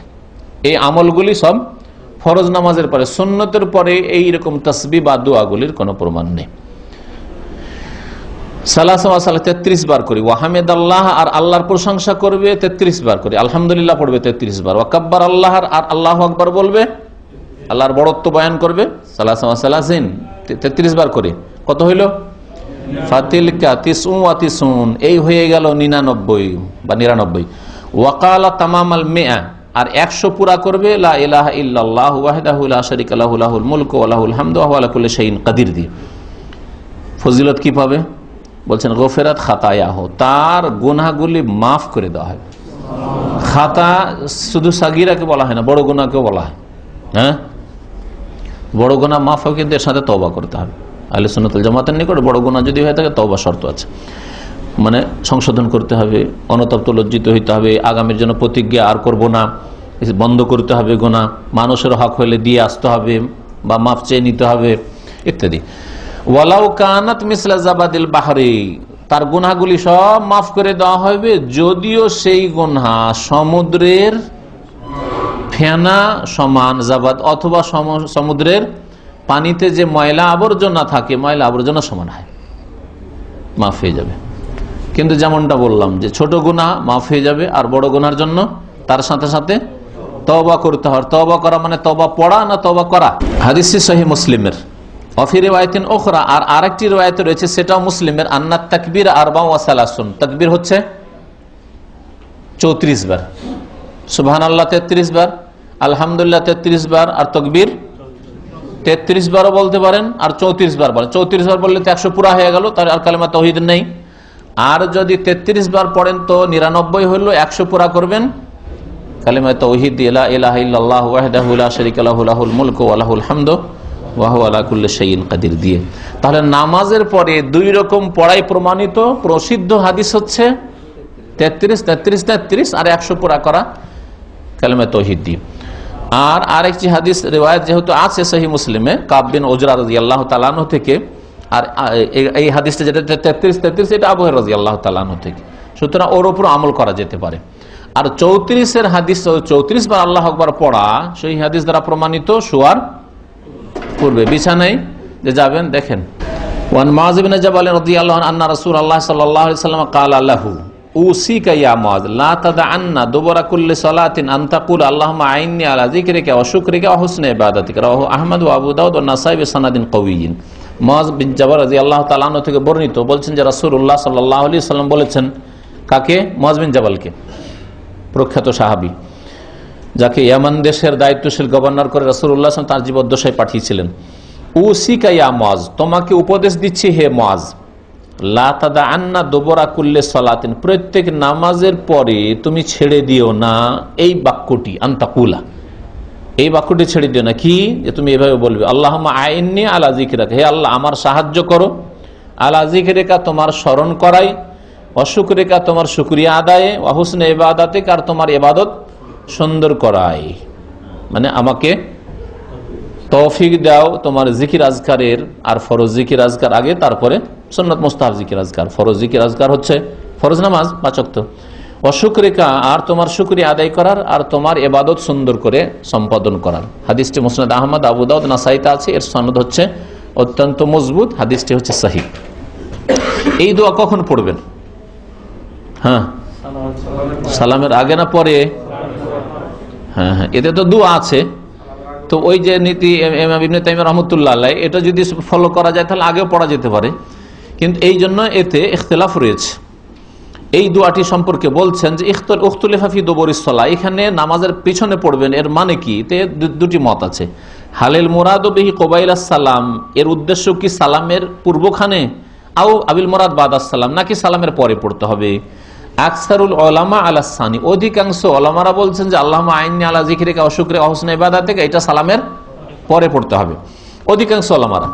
আর এর উপরই আমাদের আমল আছে, নাকি নাকি ওয়া তাইফাতুন আল আউয়াল, আর একদল আলেমরা বলছেন প্রথম মতটি মানে সালামের পূর্বখানে পড়বেন। ওয়া মিনহুম শাইখুল ইসলাম, আর তাদের একজন আলেম হচ্ছেন ইমাম ইবনে তাইমিয়া রাহমাতুল্লাহ আলাইহি। সুতরাং কেউ যদি সালামের আগেও পড়ে নেয়, সময় পায়, অথবা নিজের নামাজ, তো অসুবিধা নেই।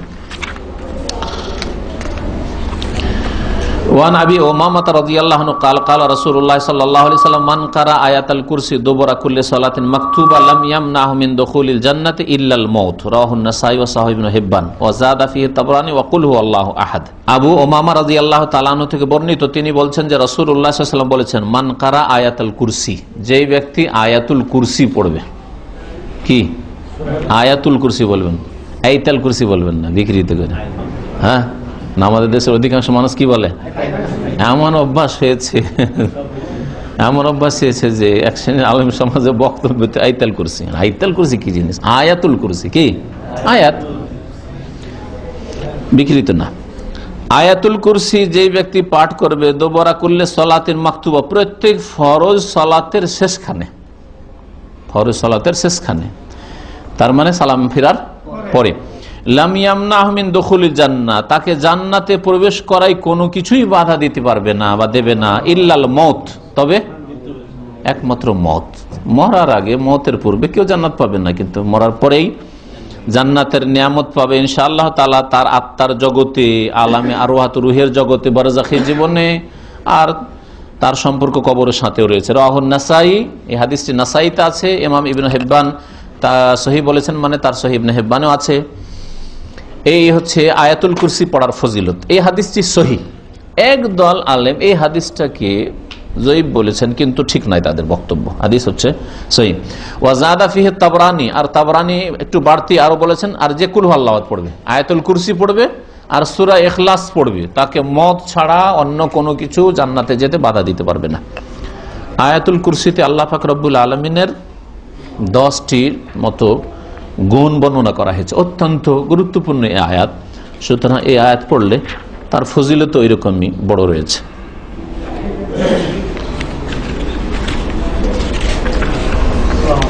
আর কয়েকটা হাদিস আছে, তবে সেগুলি নামাজের অন্য বিষয় সম্পর্কে। আর যে আসল বিষয়টা আলোচনা চলছিল, নামাজের আগে যে দোয়াগুলি, কি বলছে, সালামের আগে, সালামের পূর্বখানে যে দোয়াগুলি পড়তে হবে সেগুলি সম্পর্কে, আর সালামের পরে যে জিকির আজকারগুলি পড়তে হবে বা তাসবিহ পড়তে হবে সেগুলি সম্পর্কে সেই আলোচনা আজকে শেষ হলো। সুতরাং এখানে আমার আলোচনা শেষ করছি। আল্লাহ পাক রব্বুল আলামিন যেন আমাদেরকে নবী করিম সাল্লাল্লাহু আলাইহি সাল্লামের তরিকা মোতাবেক 5 ওয়াক্ত সালাত আদায় করার তৌফিক দান করেন। সালাতে আমাদেরকে খুশু নিয়ে আসার তৌফিক যেন আল্লাহ পাক দান করেন। সালাতে যত্নবান হওয়ার আল্লাহ পাক যেন তৌফিক দান করেন। 5 ওয়াক্ত নামাজের হেফাজতের তৌফিক যেন দান করেন। নামাজের মহব্বত যেন প্রত্যেক মুসলিমের অন্তরে আল্লাহ পাক দিয়ে দেন। আল্লাহ পাক রব্বুল আলামিন নামাজি, ধার্মিক, আল্লাহ ভীরুদের যেন হেফাজত করেন। ভালো মানুষের আল্লাহ পাক হেফাজত করেন। সমস্ত রকমের বালা মুসিবত অনিষ্ট থেকে, দুনিয়া আখিরাতের জীবন মরণের ফিতনা থেকে আল্লাহ পাক তাদের হেফাজত করেন। আর অসৎ লোকদেরকে আল্লাহ পাক রব্বুল আলামিন যেন হিদায়াত দান করেন। আল্লাহ পাক তাদেরকে যেন ফিরিয়ে নিয়ে আসেন তার দিনের দিকে। আল্লাহুম্মা হাদি কওমি ফাইন্নাহুম লা ইয়ালামুন। আল্লাহ, আমাদের জাতির মূর্খরা, নাস্তিকরা, বেদিনরা, তারা জানে না তোমার সম্পর্কে, তোমার গজব সম্পর্কে, তোমার আযাব, জান্নাত, জাহান্নাম সম্পর্কে, পরকাল সম্পর্কে, তোমার তৌহিদ সম্পর্কে। আল্লাহ তাদেরকে তুমি হিদায়াত দান করো। আর যাদের নসিবে হিদায়াত নাই, আবু জাহল, আবু লাহাব হতে চায়, আল্লাহ পাক রব্বুল তাদের অনিষ্ট থেকে মুসলিম উম্মতকে হেফাজত করো। দিন ইসলামের হেফাজত করো। তোমার দিনকে মজবুত করো। তোমার দিনের খেদমত করো আল্লাহ পাক, তোমার খাদেম তৈরি করে দাও। তোমার দিনের খেদমতের আল্লাহ পাক রব্বুল আমাদেরকে তৌফিক দান করো। সুবহান রাব্বিকা রাব্বিল ইজ্জাতি আম্মা ইয়াসিফুন ওয়া সালামুন আলাল মুরসালিন আলহামদুলিল্লাহি রাব্বিল আলামিন।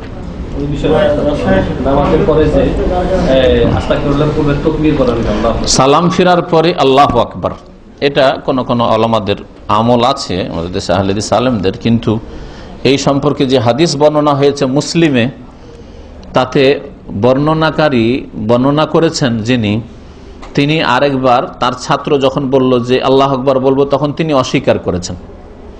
যার ফলে আমরাও নিজেরাও এর উপরে আগে আমল করলেও এখন সেই আমলটা গুরুত্ব দিই না, আর বলিও না।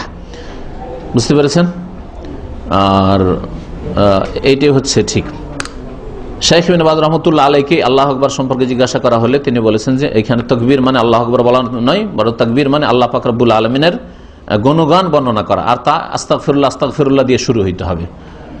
কারণ হাদিসটা যে রয়েছে ইবনে আব্বাস থেকে, যে আমরা রাসূলুল্লাহ সাল্লাল্লাহু আলাইহি ওয়াসাল্লামের নামাজ থেকে সালাম ফিরা বুঝতে পারতাম, বা নামাজ শেষ হয়ে গেছে বুঝতে পারতাম তাকবীরের মাধ্যমে। একটা তা আছে, আর আরেকটা আছে, আরেকটা শব্দ এসছে, জিকির সম্ভবত এসছে। তো তাকবীর মানে এখানে জিকির, আস্তাগফিরুল্লাহ আস্তাগফিরুল্লাহ দিয়ে শুরু হবে। জি, আল্লাহু আলাম। জি, একজন মুসল্লি প্রথম জামাত শেষ করে আবার যখন দ্বিতীয় জামাত শুরু হয়েছে সেখানেও সে এইভাবে নামাজ শুদ্ধ হবে। প্রথম জামাতে নামাজ পড়েছে, ফরজ আদায় হয়ে গেছে, এখন দ্বিতীয় যদি জামাত হয়, আর যদি মনে করে যে আমি ফ্রি আছি, এদের সাথে জামাতে লেগে গিয়ে এদের জামাতে হেল্প করব, যেমন হাদিসে আছে যে কেউ আছে আল্লাহ রাজুলুন ইয়াতাসাদ্দাকু আলা হাযা, কেউ আছে কি যে একটু সাদকা করবে, একটা লোক এসছে জামাত হয় না বেচারার, তো করে তো ভালো কথা। দ্বিতীয় নামাজ তার নফল হয়ে যাবে। প্রথম নামাজ ফরজ আদায় হয়েছে, দ্বিতীয় নামাজ তার নফল হবে, জায়েজ আছে। জি, আল্লাহু আ'লাম। হ্যাঁ, কোনো দোষ নেই। মুআয রাদিয়াল্লাহু তাআলা, যে মুআযের কথা পড়েন, মুআয রাদিয়াল্লাহু তাআলা আনহু এশার নামাজ মসজিদ নববীতে নবী সাল্লাল্লাহু আলাইহি ওয়াসাল্লামের পেছনে মুক্তাদি হয়ে পড়তেন, আর তারপর নিজের পাড়ায় মহল্লায় চলে যেতেন, মদিনার এক মসজিদে, ওখানে গিয়ে বানু সালমান মসজিদ সম্ভবত, সেই মসজিদে গিয়ে তিনি ইমামত করতেন। প্রথম নামাজ ফরজ নবী সাল্লাল্লাহু আলাইহি ওয়াসাল্লামের পেছনে, নবী সাল্লাল্লাহু আলাইহি ওয়াসাল্লামের ইক্তেদা পেছনে নামাজ সবচেয়ে শ্রেষ্ঠ নামাজ, তাই না? ওই নামাজটাই ফরজ হবে, ওটা নফল কখনো নয়। তো ফরজ পড়ে চলে গেছেন, দ্বিতীয়বার ইমামত করছেন, তার যখন ইমামত করছেন তখন তার নামাজ হচ্ছে নফল। তার নফলের পিছনে ফরজ পড়া জায়েজ, এর বৈধতা এই প্রমাণ করে এই হাদিস, বুখারী শরীফের হাদিস। এই জন্য তারাবির পিছনে ফরজ পড়তে পারেন। বিশেষ করে রমজান মাসে এই লোকেরা ভুল করে থাকে, বিশেষ এইখানে যে ফরজ নামাজ শেষ হওয়ার পরে এদিকে তারাবি শুরু হয়ে গেছে, ইমাম সাহেব তারাবি শুরু করেছেন, আর দ্বিতীয় জামাত ফরজ চলছে, এটা জায়েজ নাই। এক মসজিদে দুই জামাত করা এভাবে জায়েজ নাই। আর স্পষ্ট হাদিস মুআয বিন জাবালের প্রমাণ করে যে নফলের পিছনে ফরজ পড়া জায়েজ। তাহলে এই সুন্নত নামাজ তারাবি, তার পিছনে কেন ফরজ পড়া যাবে না? বুঝছেন? এইরকমই এই লোকটি যেমন ভাই জিজ্ঞেস করলেন যে এই লোক ইমামত করতে পারে কিনা, ইমামত অবশ্যই করতে পারে। জি, কারণ নফল পড়া ব্যক্তির পিছনে ফরজ পড়া জায়েজ। এইরকমই আপনি অনেক সময় এখানকার লোকেরা বা মিশরীরা এরকম করে, আপনি নামাজ পড়ছেন হয়তো সুন্নাত, আর ও এসে আপনাকে একটু পিঠে একটু ইশারা দিল, একটু ইশারা করলো, আর তারপরে আপনার সাথে লেগে গেল, তখন আপনি পেরেশান হয়ে যান যে করবো কি রে বাবা। না, পেরেশানের কিছু নাই। আপনি আপনার সুন্নতের নিয়তে সুন্নতি পড়েন, আর ও আপনার ইক্তেদা করুক, অসুবিধা কি? আপনি ওকে ইক্তেদা করতেও বলেননি, নিষেধ করার প্রয়োজন নেই। অনেকে আবার হটাইবার চেষ্টা করে, না মাফি, মানে ইশারা করে যে মাফি, এটা করার দরকার নেই, এটা প্রয়োজন নেই। নফলের পিছনে সুন্নতের পিছনে ফরজ পড়া জায়েজ আছে। হ্যাঁ, বিশেষ মযহাবে জায়েজ নাই, ওদের মোল্লাদের সমস্যা, যেহেতু ওরা অন্ধ তকলিদ করে জায়েজ নাই, তখন সমস্যা, তখন ও পেরেশান বেশি। আপনার পেরেশানে কিছু নেই, কারণ আপনি তো হাদিসের অনুসারী। হ্যাঁ হ্যাঁ হ্যাঁ, সব ব্যাপারে করেন না, হ্যাঁ হ্যাঁ, সব ব্যাপারে করেন না, কথা ঠিক বলেছেন। বড় ইমাম সাহেবকে ছেড়ে দিয়ে ছোটদের ফতোয়া মানে অনেক সময়। জি, তাকবীর গুলো তো জোরে না হলে কেমন বুঝবে যে আপনার রুকু সিজদা কখন করছেন? তো বুঝতে পারবে না, তো তাকবীর তো দেবেন। আর জোরে করলে অসুবিধা নেই, জোরে কেরাত করলে, রাত্রের নামাজ যদি হয় জোরে করে দেন কোনো দোষ নেই। জি, হ্যাঁ, দোয়ায়ে মাসুরা মানে এর আগে বলেছি, আপনি ছুটিতে যান, দোয়ায়ে মাসুরার ব্যাখ্যাই করেছি। দোয়ায়ে মাসুরা মানে কি? আসার মানে হাদিস, হাদিস কো হাদিস বলা হয়, হাদিস শব্দ। আর সুন্নাত মানেও হাদিস, হ্যাঁ, আর খবর মানেও হাদিস, আর আসার মানেও হাদিস। তো মাসুরা মানে যেটা হাদিসে বর্ণিত, যেই দোয়া হাদিসে এসছে, কোরআনে এসছে, সেটা হচ্ছে দোয়া মাসুরা। আল্লাহ থেকে নকল হয়েছে, কোরআনে কারীম আছে। মাসুরা মানে মানকুলা, নকল হয়েছে, হ্যাঁ, আল্লাহ থেকে বর্ণিত অথবা রাসূলুল্লাহ সাল্লাল্লাহু আলাইহি ওয়াসাল্লাম থেকে বর্ণিত হাদিসের দোয়া। বুঝা গেছে? দোয়ায়ে মাসুরা শুধু আল্লাহুম্মা ইন্নী যালামতু নাফসি না, এটা তো আমাদের ইলমের বিদ্যার শোচনীয়তা, হ্যাঁ, বিদ্যার মিসকিন ইয়েতিম বেচারারা আল্লাহুম্মা ইন্নী যালামতু নাফসি ছাড়া আর দোয়ায়ে মাসুরাই বুঝে না। অথচ দোয়ায়ে মাসুরা মানে হাদিসের যে কোনো দোয়াই। রব্বানা আতিনা ফিদ দুনিয়া হাসানাহ, দোয়ায়ে মাসুরা। আল্লাহুম্মা ইন্নী আউযু মিন আযাবিল কবর ওয়া মিন আযাবি জাহান্নাম, যেটা পড়লে দোয়ায়ে মাসুরা। হ্যাঁ, যে কোনো হাদিসের দোয়া, হাদিসের দোয়া। আরো বলে দোয়ায়ে মাসুরা, আপনি আরে বাথরুমে ঢুকছেন, বেরোচ্ছেন, গোফরানাকা, এগুলো তো দোয়ায়ে মাসুরা, কারণ হাদিসে এসেছে। আর আপনার বানানো দোয়া, এটা দোয়ায়ে মাসুরা নয়। হ্যাঁ, বানিয়ে যখন দোয়া করবেন নিজে, আরবি ভাষাতেও যদি করেন, ওটা দোয়ায়ে মাসুরা নয়, কারণ আপনার বানানো, এটা নবী সাল্লাল্লাহু আলাইহি ওয়াসাল্লাম হাদিসে নেই।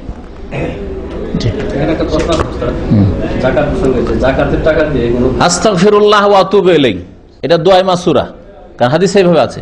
আর আস্তাগফিরুল্লাহ রাব্বি মিন কুল্লি যামবি ওয়া আতুবু ইলাইহি, এটা দোয়ায়ে মাসুরা নাই, কারণ রাব্বি মিন কুল্লি যাম হাদিসে নেই। বুঝলেন এবারে? যেটা হাদিসে আছে সেটা দোয়ায়ে মাসুরা, মানে নবী থেকে বর্ণিত হয়েছে। আর যেটা নবী থেকে বর্ণিত না, আপনি বানিয়ে বলছেন রব্বি মিন কুল্লি যাম, হে আমার রব মিন কুল্লি যাম, সমস্ত গুনাহ থেকে। অর্থ খারাপ নয়, বলেন, অসুবিধা নেই, নিষেধ করছি না, কিন্তু নবী করিম সাল্লাল্লাহু আলাইহি ওয়াসাল্লাম থেকে এইভাবে বর্ণিত হয়নি, সেই জন্য এটা দোয়ায়ে মাসুরা নয়। জাকাতের টাকা দিয়ে কোনো ভাইকে দ্বীনি দাওয়াতি কাজের জন্য ইসলামিক বই পুস্তক কিনে দেওয়া যাবে? জাকাতের টাকা 8 জায়গায় খরচ করা যাবে, তার মধ্যে একটি জায়গা 7 নম্বরে আল্লাহ বলেছেন অফিস সাবিলিল্লাহ, সূরা তাওবার আয়াত নম্বর 60, আয়াত নম্বর 60। হ্যাঁ, তো এতে আছে যে অফিস সাবিলিল্লাহ, আল্লাহর রাস্তায় জাকাতের টাকা খরচ করতে পারবেন। তো আল্লাহর রাস্তা কি? আল্লাহর রাস্তার একটি হচ্ছে জিহাদ। যখন জিহাদ শরীয়ত সম্মত চালু থাকবে, তার জন্য একজন ইমাম রাষ্ট্রনেতা হইতে হবে, যিনি ঘোষণা করবেন যদি প্রয়োজন হয়। তাহলে রাসূলুল্লাহ সাল্লাল্লাহু আলাইহি ওয়াসাল্লাম মক্কাতে যেহেতু ইসলামিক স্টেট ছিল না, সেই জন্য জিহাদের ঘোষণা হয়নি, বরং নিষেধ ছিল, তাই না? তখন যদি কি আবু জাহেলকে মেরে দিত, তো নেকির কাজ করতো, গুনার কাজ করতো, নিষেধ ছিল। কুফু আইদিয়াকুম, কোরআনের আয়াত, আলাম তারা ইলাল্লাযিনা কিলা লাহুম, তুমি কি জানো ওই লোকদেরকে যাদেরকে বলা হয়েছিল কুফু আইদিয়াকুম, খবরদার কাউকে মারবে না, কারো দিকে হাত বাড়াবে, তোমাকে মারে তবু মারবে না, মার খেয়ে থেকে যাও, ওয়া আকিমুস সালাহ, হ্যাঁ, নামাজ কায়েম করো, আকিমুস সালাহ, এখন নামাজ পড়ো, কাউকে মারিও না। রাতের অন্ধকার আবু জাহেলকে মারা যেত না? ওদের কোনো পাকা বাড়ি ছিল না, তাদের কোনো বডিগার্ড ছিল? আবু লাহাবকে মারা যেত না? আবু লাহাবের স্ত্রীকে মারা যেত না, যে নবী সাল্লাল্লাহু আলাইহি ওয়াসাল্লামের রাস্তায় কাটা ফেলতো আর ময়লা আবর্জনা ফেলতো? ঠিকই মারা যেত, কিন্তু নিষেধ ছিল।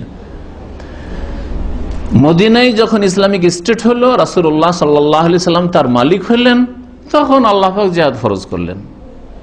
আর একজন কোন আলেম উঠে যাবে আর বলবে যে হ্যাঁ জিহাদ করতে যাবে, এটা জিহাদ নাই, এটা জিহাদ না, কারণ এতে লাভ করবে না ক্ষতি করবে। যদিও মুসলিম মজলুম হয়, জুলুম বরদাস্ত করতে হবে, কিন্তু জিহাদের ঘোষণা করে দেবেন সাধারণ মানুষ, প্রোটেকশন কে দেবে?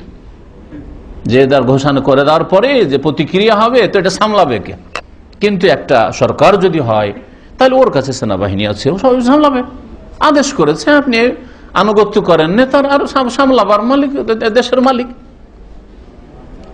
এইরকম ইসলামের দণ্ডবিধি বিধান যেগুলি আছে, চোরের হাত কাটা ইত্যাদি, এগুলি জনসাধারণ করতে পারবে না, কোনো আলেমে দিন করতে পারবে, যত বড় আল্লামা হোক আর মুহাদ্দিস হোক আর কেউ শাইখুল হাদিস হোক, কেউ করতে পারবে না। এটা করবে রাষ্ট্রনেতা। কারণ একজন আলেমে দিন যদি এইরকম দণ্ডবিধান জেনা করেছে, দিল কোড়া লাগিয়া, তারপরে ওই বংশের লোকেরা ওই আলেমদের রাস্তায় যাচ্ছিল, কোথাও দিল মেরে, ওই আলেমের 2-4-5টা ছেলেকে মেরে দিল, ফাসাদ হবে না? হবে না? কিন্তু সরকার, যার কাছে রাষ্ট্রীয় ক্ষমতা আছে, দণ্ডবিধান কায়েম করে জেনার শাস্তি দিবে বা চোরের শাস্তি দেবে, হাত কাটবে। সরকারের কাছে প্রোটেকশনের ব্যবস্থা আছে, বুঝতে পেরেছেন? এই জন্য দণ্ডবিধানগুলি আর জিহাদের মাসলা এটা মানুষের হাতে নয়। ফিসাবিলিল্লাহর একটা হচ্ছে ওইটা, যখন জিহাদ থাকবে তখন। আর আজকাল জিহাদের নাম দিয়ে মানুষকে ধোঁকা দেবেন না, কারণ এখন জিহাদের ঘোষণা কোনো রাষ্ট্রনায়ক করেনি। সুতরাং আপনার জন্য এখতিয়ার নাই যে একজন আলেম শুরু করে দেবে জিহাদ, আর মানুষের কাছে কালেকশন করা শুরু করে দেবে, যা করেছে এক শ্রেণী লোকেরা। ফিসাবিলিল্লাহ এখন তারপরে তাহলে আল্লাহর রাস্তায় হচ্ছে জিহাদের উদ্দেশ্য কি? জিহাদের উদ্দেশ্য মানুষ মারা না মানুষকে দিনের দিকে আকৃষ্ট করা? 100 জন দিনের দিকে আসতে চাইছে আর 5 জন দিনে আসতে বাধা, এই খবরদার যাবি না। রাস্তায় যে এরা বাধা সৃষ্টি করছে, এদের জন্য অপারেশন হচ্ছে জিহাদ। জিহাদ মানে মানুষ মারা না, জিহাদ মানে ইসলামের দাওয়াতের রাস্তাকে ক্লিয়ার করা। যারা ইসলামের দিকে আসতে চায় স্বাধীনভাবে আসতে দাও, আসতে দাও। বাধা কেন সৃষ্টি করছো? বাধা দিলে তখন ক্যান্সারের অপারেশন করতে হবে, ওটা হচ্ছে জিহাদ আসলে। আর ইসলামের উদ্দেশ্য যদি মানুষ মারা হয়, তার তো লাখ লাখ মানুষ নবী সাল্লাল্লাহু আলাইহি ওয়াসাল্লামের জামানায় বদর, উহুদ দিয়ে, আর খন্দক দিয়ে, তাবুক দিয়ে মারা যেত। মাত্র 1300-1400-1500 বেশি লোক মারা যায়নি সমস্ত জিহাদগুলি মিলিয়ে। এখন একটা মারামারি হলে কত লাখ লাখ মানুষ মরে চলে যাচ্ছে, তাই না? মাত্র কয়েকশো। আর এত বড় একটা ইসলামের বিপ্লব যে দুনিয়ার অবস্থায় পাল্টিয়ে দিল, কোথা থেকে কোথায় চলে গেল, খেলাফত কায়েম হয়ে গেল ইসলামের, আর মাত্র 1300-1400 মানুষ মারা যাচ্ছে মুসলিম কাফের মিলে। বুঝতে পেরেছেন? তাহলে জিহাদের উদ্দেশ্য মানুষ মারা নাই, এটা ভুল বুঝেছে এক শ্রেণীর লোকেরা। আর জিহাদ সাধারণ লোকদের হাতেও নেই, আর কোন আলেম মুফতির হাতেও নেই যে মুফতি ফতোয়া দেবে আর শুরু করে দেবে না। এটা সরকার ইচ্ছা করলে, সরকার আর যদি মনে করে যে এখানে প্রয়োজন রয়েছে ফরজ, হ্যাঁ করবে। আর দ্বীনের খেদমত করা হচ্ছে জিহাদ। দ্বীনের খেদমত যে কোনো ভাবে, কথার দ্বারা হোক, কলমের দ্বারা হোক, বই ছাপিয়ে হোক, ইসলামের প্রতিষ্ঠান, ইসলামের খেদমতের জন্য ইসলামিক প্রতিষ্ঠান কায়েম করে হোক। এই জন্য সৌদি আরবের বড় বড় ওলামারা, শেখ ইবনে উসাইমিন, শেখ জিবরিন, তারপর শেখ ইবনে বাজ, তাদের ফতোয়া আছে যে যাকাতের টাকা দিয়ে ইসলামের দাওয়াত, ইসলাম প্রচার প্রসারের কাজ করা যাবে। অমুসলিমদের দাওয়াতে খরচ করা যাবে। মুসলিমদের মধ্যে যারা বেদিন বেনামাজি হয়ে রয়েছে অথবা শিরক বিদআতে লিপ্ত রয়েছে, তাদের দাওয়াতের কাজে ব্যয় করা যাবে। বই ছাপিয়ে হোক, অথবা ক্যাসেট সিডি দিয়ে হোক, অথবা ইসলামিক কোনো কেন্দ্র কায়েম করে হোক, এইগুলো কাজে যাকাতের পয়সা খরচ করা যাবে ফিসাবিলিল্লাহর মধ্যে।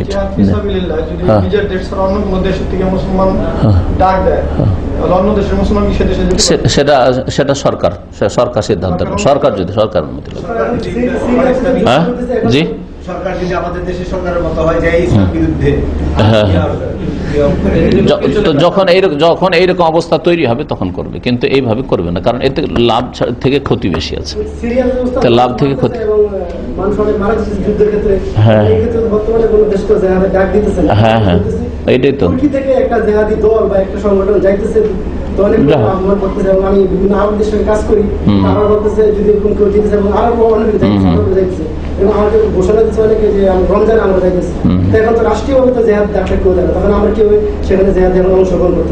এই জন্য যে আমাদের কোন নেতৃত্ব নেই, আমাদের নেতৃত্বের প্রয়োজন আছে। নেতৃত্ব না থাকলে এইরকম জিহাদ নেই। এইরকম জিহাদ করে আফগানিস্তানে বেশ দীর্ঘদিন ধরে মুসলিমকে খুন করলো। কাফের যতটা মেরেছে তার চাইতে বেশি মুসলিমকে মেরেছে। বুঝতে পেরেছেন? এইভাবে চলে গিয়ে আপোষে যখন কোনোদিন ওই রাশিয়াকে যেমন তাড়াইলো, তাড়িয়ে দেওয়ার পরে আর তারপরে তো আপোষে মারমার শুরু করলো, আমাদের মধ্যে কে নিতে হবে। আর সুবহানাল্লাহ, মুসলিমকে খুন করতেই থাকলো দীর্ঘদিন ধরে। তো এই জন্য ওলামারা বলছেন যে রাষ্ট্রনায়ক অবশ্যই হতে হবে।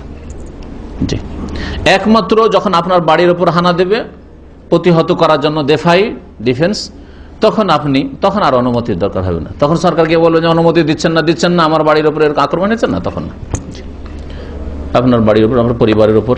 জি, আল্লাহ হেফাজত করেন, দোয়া করেন আল্লাহ পাক নেতৃত্ব, মুসলিমদের নেতৃত্বই নাই, মুসলিমদের নেতৃত্ব নেই। নবী সাল্লাল্লাহু আলাইহি ওয়াসাল্লাম জানো মুসলিমদের মদিনা হয়েছিল, আপনার মদিনা কোথায়? হ্যাঁ, কথা বুঝতে পারছেন? মুসলিমদের মদিনা নাই, তো মদিনা লাগবে, মানে একটা ইসলামিক স্টেট লাগবে, তার রাষ্ট্রনায়ক হুকুম করতে হবে, যদি হুকুম করে। একটা প্রশ্ন আছে যে অনেক আলেম মক্কা বিজয়কে লং মার্চ বলে বুঝলাম, এটা কি ঠিক? মক্কা বিজয়, মক্কা বিজয়ের মক্কা বিজয়ের লং মার্চ পশ্চিমা টার্ম, হ্যাঁ, আর মক্কা বিজয় হচ্ছে ইবাদত, হ্যাঁ, মানহানি করা, মক্কা বিজয়ের মানহানি করা হবে যদি লং মার্চ বলা হয়, যদি তাহলে।